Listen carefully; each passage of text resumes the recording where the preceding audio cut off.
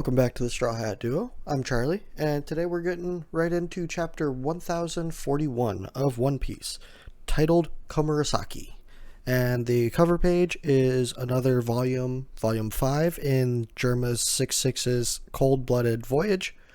And this one is named This is for Bullying Sanji-san, Pudding Punch.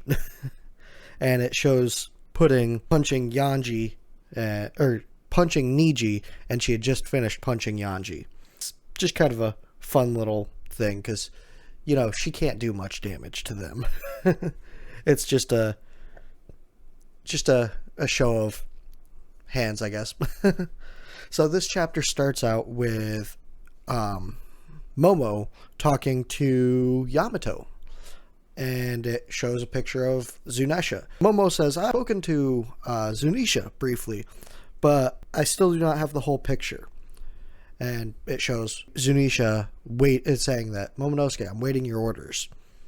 I've come to fight by your side. And it shows Zunisha by the side of all of the marine ships that have surrounded Wano. Yamato's like, incredible, Momo-kun. You can really speak to it, just like Oden predicted. The one that it's meant to lead the world to its dawn. Momo's like, I learned why I can't die here from my father's journal, but it seems he tore out the most important pages. Father and Roger laugh at the final island. The true importance of this task still eludes me. So pretty much he has no idea why he is doing what he needs to do at this point in time. This chapter's a lot of lore, I guess. I mean, not really lore, more or less a lot of setup. We do get an update with Zoro in this one, so I was almost right. Momo continues on. It's not like Father was an all-seeing prophet. If he was still alive, would he still want to open Wano under these circumstances? Momo was like, I'm not as wise as he was. I think the potential dangers to the people of Wano, and it makes me want to keep the borders shut. Does that make me a coward? He's asking Yamato. And Yamato just kind of seems surprised at this. It doesn't seem like she just seems shocked at what she's hearing. And it cuts over to the third floor castle interior, the corridor battle, where Raizo is fighting Fukurokuju. And it shows Fukurokuju charred on the ground. And the announcer says, Victor, Raizo. Then you see Raizo saying, it's not hot. Not hot at all. And then he says, see, even in this era, shinobi are free to choose Fukurokuju. Then it shows Jinbei. He comes across Raizo. He goes, hey, you're one of the samurai. What are you doing here? Raizo's just like, hey, you're one of Luffy's crewmates. We've got to hurry. Preparations are almost complete. And it seems like Raizo has set something up, but I have no idea what. I don't know if it was hinted to previously. It then cuts over to the second floor treasury, where Komurasaki, the person that the chapter is named after, and Orochi is sitting. Orochi's, upset with Fukurokuju, thinking that he may have just escaped on his own as a coward. And then he goes, was that tremor earlier due to Kanjuro? He's like, yeah, with any luck, this island will soon be history. And Komurasaki is in the background, just playing along. Hiyori. At this point, Orochi gets all pissed off at her. He's like, why are you still playing? Does this look like a time for playing? And why are you still wearing that mask? Why do you always wear that mask when you're playing? I can't even tell you if you're the real Komurasaki with that mask on. Then some rubble breaks over Orochi's head and traps him under rubble. Orochi's like, damn it, why can't I transform? Why can't I get loose? At this point, Hiyori says, you were so distracted that you still haven't noticed. But I stabbed you with a sea prism nail. Orochi is pissed at this point. He's like, what are you saying? I thought you loved me. Why are you just sitting there? Get this stuff off me. Hiyori's like, loved you? Don't be ridiculous. There isn't even a shred of affection in my heart for you. Orochi's kind of shocked at this, and Hiyori's like, it's almost poetic that your favorite song is also Moon Princess. It shows a small flashback to Hiyori as a kid playing that song for Oden, her father. She says, he cherished it too. Kozuki Oden, my father. At this point, Orochi looks shocked and scared. He goes, "Father?" And Hiyori's like, "How could I possibly smile when I play it for you?" That explains the mask that she's always wearing. Then it cuts over to the basement, the castle basement, where you see the Whitebeard captain. It says, "Live on, Kiku." Him and one of CP0 pretty much deal a finishing blow on each other. They both land on the ground, pretty much down and out. One that's holding up the mask and has the straggly, or the longer, more wild hair. The one with the hat on is kind of sitting there, and he's, not doing so well either. He says, "Damn it, Izo." That's his name, Izo. "Ma, taking one of us down with us, was your plan from the start. Damn it, why is a surviving member of the Whitebeard crew helping these upstarts?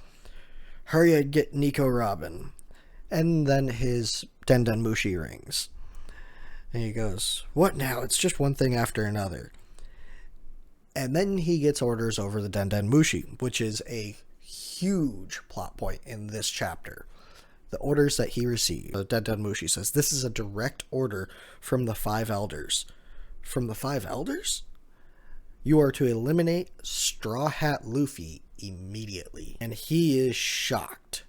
He's like, "What are you talking about? Straw Hat's in the middle of fighting Kaido. You can't expect me to interfere in that battle. It's impossible." The person over the Denden Mushi's like, "Yeah, we're aware of the difficulties. The world class of this battle is what makes it so important.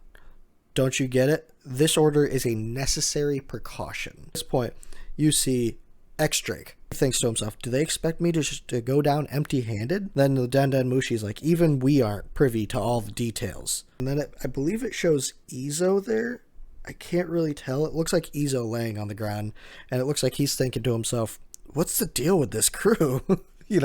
Like, the 5 elder stars are after Whitebeard was a damn Yonko, and he didn't have the elder stars, breathing down his throat like this. He didn't have CP0, trying to assassinate him.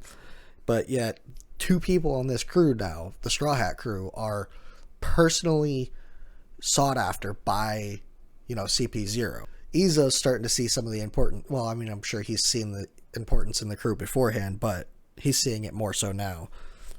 Then it cuts over to elsewhere in the basement, and you see Hamlet running with Usopp and Kiko and the other guy in the basement, the one that was cut in half. Usopp's like, "There's nowhere else left to run. This whole castle's burning up.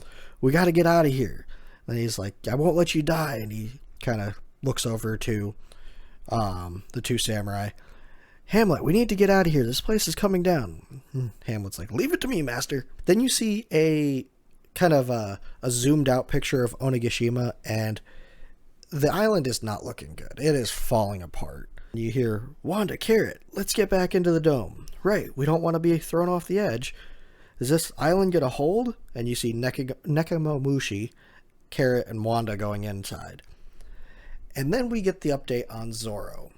So Frankie kind of is right off the edge of the island. He's looking down and he sees Zoro falling. He uses his cyborg arm to stretch out, grab Zoro. And he says, "Hey, you're still alive down there, right? Zoro? Tell me you're still kicking." And it shows Zoro, pretty much unconscious. He's in the upside down pose of the nothing happened pose, according to his face. It's looking. That'll give you the best little. Except his eyes are closed, or eyes are shadowed over this time. And that's all we get of Zoro. Then it goes over to the dome interior, frontal, lobe floor, the Beast Pirate's bath. And somebody says, "We got her. What a commotion. That shockwave was insane." And then you see Nami and Zeus. And Nami's like, "Traffy and the others must have taken down Big Mom. What's happening with the fire? I hope Usopp and the rest are okay." Zeus is crying in the background, "Mama." Nami kind of scolds him. She's like, "Remember, Zeus, who matters more now, me or Big Mom?" "What? You do, of course, Nami." We get some kind of talk between a few of the people there. Mirko's there, and he's like, they'll be all right. Just watch out for debris raining down. We can't drop our guards yet. This island is still the most dangerous place on the planet. You see kids, crew, and boss crew just cheering. Boss, Captain, they really beat Big Mom. And then some of the roof above them crumbles, and they're fine, but they can now see the sky. And kid's like, should we brace ourselves? Kaido's still up there. Law's like, no, we've done our part. Even if Kaido's the one that comes back down, I have no strength left to put up a fight. And as he's saying that, you see a clash between Kaido and I believe his hybrid form and Luffy, with Conqueror's Haki, just fighting up at the top. Luffy's tired, and Kaido's like, hey, did you feel that? They actually did it. And he burps. Lin, they beat her. Luffy's like, yeah, Jaggy and them are really amazing. Goes into a small flashback with Kaido. It's when he first met Big Mom, it seems, and we actually see a young Big Mom at this point, which is pretty much what most of the fan art made her look out to be. And she's like, is that mouth of yours just for show? Hello? Don't you know how to speak? And she laughs. How old are you? 15? Ah, to be young. So this is your first time teaming up with Rocks. He's a good for nothing. Don't trust him. If something's bugging you, come tell me. Name's Lin. I'm the woman who'll rule these seas. And it shows, Big Mom. And he's like, nice to meet you. And then it goes back to present day, and Kaido's like, now that I think about it, me and that old hag have a lot of history together. How can I let this happen? We just swore that we'd help each other get the One Piece. And Luffy goes into Gear 4th. Snake Man, as Kaido goes into his weeping drunk form. Then we get a phenomenal double page spread here. And Luffy says, Gear 4th, Snake Man. Gumu Gumu no Hydra, which I believe this is a new move. I don't remember him using this before, but he's infusing his Snake Man punches with Conqueror's Haki, it seems. And Luffy's like, don't talk about your dreams. Your dreams made the people of this country starve. I'm giving Gear 4th one last go, and I won't stop swinging till I have nothing left. Kaido's like, where are these punches coming from? Because Snake Man, it's fast enough to be about on par with Future Sight. So if Kaido doesn't have Future Sight, he's not going to be able to really block these or avoid these punches. He's just going to have to take them. And at this point, Luffy, has a big page of him. He's like, or a big panel of him. He's like, I'm kicking you out of this country for good. And that is the end of chapter 1041. And there's no break next week. So that's good. Just a small thing. Wondering if a while back, the Five Elder Stars were talking about a devil fruit when Zunisha appeared. And everybody was theorizing, oh, well, it could be anybody. It's now really looking like it was Luffy. Although, thinking about it also, Pudding has been on the cover page stories a lot. So, what if the devil fruit they were talking about was Pudding's? Because she can look into memories, therefore she could technically learn how to read the poneglyphs, even before her third eye awakens to it. So, there's a lot that'll be going into this. This chapter will have people theory crafting a ton, probably for the next few chapters, because, any of this stuff probably won't be expanded on a whole lot for another few chapters. Yeah, Oda likes to do that. He'll probably, have another chapter or two, then a break, and then when we come back from the break, then we'll get more on this stuff.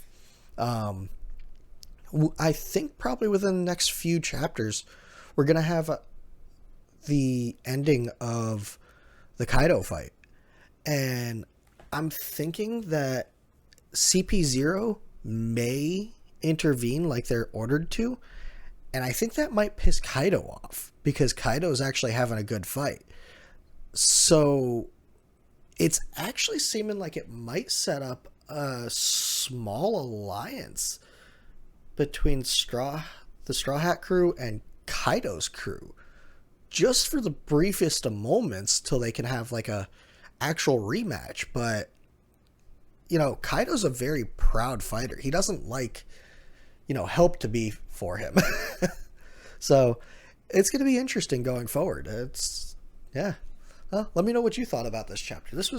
I enjoyed this chapter a ton. And I'll see you in the next one. Bye.